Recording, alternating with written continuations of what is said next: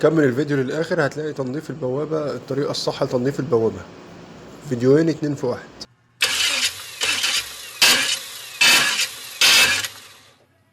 السلام عليكم ورحمة الله. معكم محمد مصطفى فني ميكانيكي. إن شاء الله هنتكلم النهارده مع بعض عن دائرة التشغيل. دائرة التشغيل هي دائرة من أهم الدوائر داخل محرك السيارة. تابعني لآخر الفيديو عشان تعرف كل جزء بيشتغل إزاي. أولاً إيه هي دائرة التشغيل؟ دائرة التشغيل هي المسؤولة عن تشغيل المحرك في البداية. في بداية الحركة هي اللي بتدي القوة والدفعة الأولانية.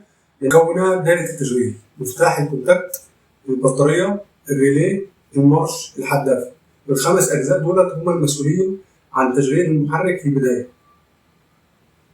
طريقة عمل دائرة التشغيل: أول ما بتضغط على المفتاح أو بتضغط على زر التشغيل، السويتش بيبعت إشارة للريلي، الريلي بيبعت إشارة للكهرباء اللي يوصل الكهرباء للمارش، المارش بيبتدي يلف ويبدأ يركب على الحدافة، يلف الحدافة بالسرعة الكافية اللي تخلي المحرك يبدأ يشتغل عشان تبدأ دورة الاحتراق.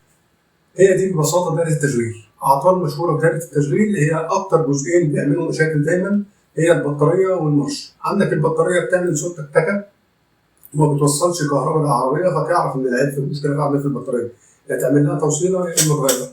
الحاجة التانية يا إما صوت خشانة، برضه بيبقى المشكلة في المارش. دي أغلب الأعطال عامة. شكرا. إن كان من توفيق فمن الله، وإن كان سهوا من لساني فمني ومن الشيطان. أقول قولي هذا وأستغفر الله لي ولكم، والسلام عليكم ورحمة الله وبركاته. ورحمة الله. معكم محمد مصطفى فني ميكانيكي. إن شاء الله جاي أتكلم معاكم النهارده في الطريقة الصح لتنظيف البوابة أو الدعسة أو سيرة البوابة.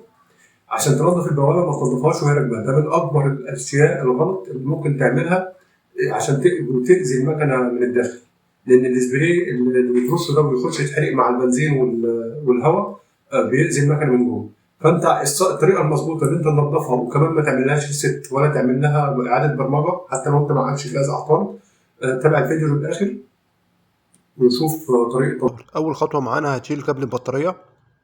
بعد ما تشيل كابل البطارية هتفك البوابة من مكانها خالص.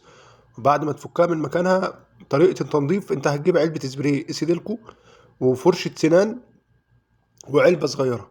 تنظف بقى البوابة من جميع الاتجاهات، من يمين ومن شمال. بعد ما تتنظف كويس جدا وتتأكد ان هي اتنضفت تمام، هتركب البوابة.